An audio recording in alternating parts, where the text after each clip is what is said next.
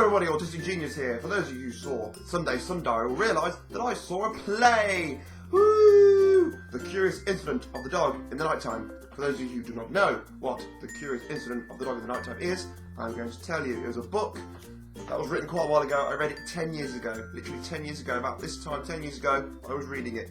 The book tells the story about an autistic boy's point of view in a very difficult time in his life. He finds a dead dog and wants to solve the mystery, and then it unfolds lots of things about his life. The book was originally written by an amazing man called Mark Haddon, who managed to narrate and channel an autistic person's thoughts into this well-written piece, and it is phenomenal. It's a real great insight into the autistic mind. Woo! Here's a little couple of clips of the show.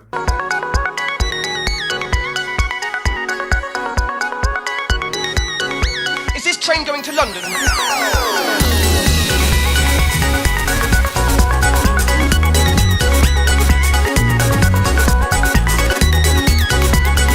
I like maths, and also I like outer space, and I like being on my own.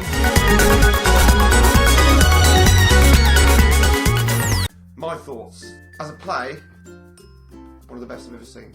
Absolutely outstanding. The staging, the way it was all cubed and gridded was just so fascinating to me. And the way he walked was almost grid-like. Like he never walked in circles. He'd always walk in like squares or triangles. The way he spoke was incredible, so blunt, so emotionless. The meltdowns were very well done. Was it accurate? Is it accurate interpretation? Yes. The reason why I say yes, I believed he was autistic. I believed that everything that happened around him could set off a meltdown, and as an autistic person, thinking as an autistic person, watching it as an autistic person, seeing how our brains work, it made sense that these things it all made sense autistically. It made logical sense for the autistic person to act that way in those situations, in a generalised way of thinking about autistic people. The one reason I say no is generalised. It's difficult to pinpoint autism and make it work for everyone, so you have to generalise it and stereotype it in a way. The stereotype they use is quite good, and I know people like that. But what I will say, it's difficult to make autism accurate because everyone is so different on the autistic spectrum. It's such a broad spectrum, and to say that it's accurate, it can't be accurate because I'm autistic and I don't act like the character in that show. There are things I do maybe sometimes that are similar, but I'm not like him. I'm very different because I'm an individual. Everyone who's autistic is an incredible individual. Another thing that was really insightful was they really looked at people's reactions publicly. So they took it and they think he looks like an absolute crazy person. Like the fantastic scene in the train station. What he was doing in the train station was beyond sane. It was absolutely beyond mental. If I saw it, I would freak out like the actors did. And they really they didn't hide away from it. And they really looked at how the people in the street react to seeing somebody act in that way. Because autism's not written on your forehead. You don't need a wheelchair for it or crutches. You don't limp with it. It's invisible. You cannot see it. But they just didn't get him. So they just were like, oh God, here we go again. And a lot of the situations that you see was really clever. People will relate to the people who misunderstood the autistic person. Like, for example, in the train station again, he was saying, I want to go here, blah, blah, blah. And she was like, oh my God. She had a really thick accent.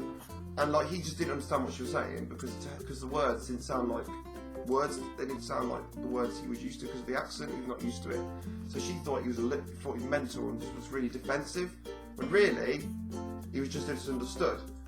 So there are a lot of people out there who may have been in that situation who watch the play and think, oh my God, could have been autistic. The last point I'm going to make, the one that really hit home for me. I've seen a lot of shows, a lot of plays, a lot of musicals, a lot of things live. I always get the emotion, like when a character's sad, because it's not real, it's easy to look at the situation when you're outside of it and interpret it in a clearer way.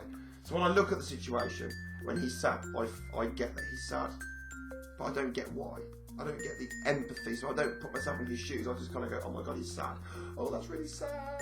Because I got the atmosphere, I picked up on the atmosphere, I picked up on the actor's emotions, and because it's very exaggerated, it's easy to interpret the emotions. This play, for the first time in my life, I actually was empathising with the lead actor.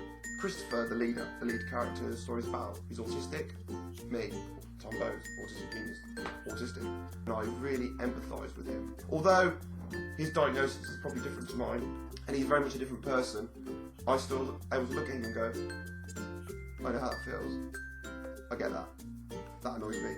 And I really empathised with him because I understood kind of what was going on in his head because I have experienced it as well. Although he was much more on the scale, further away from the scale because I'm high functioning. I don't know if he wasn't high functioning, he was in a specialist school. I was able to empathise with how he was feeling, and that was why I was amazed by the play.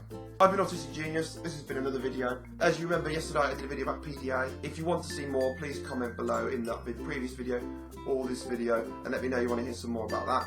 And thank you all so much for the fantastic support. Thanks for watching Sunday, anyone has. Thanks who's bought a t-shirt, anyone. Thanks for being amazing. And bye!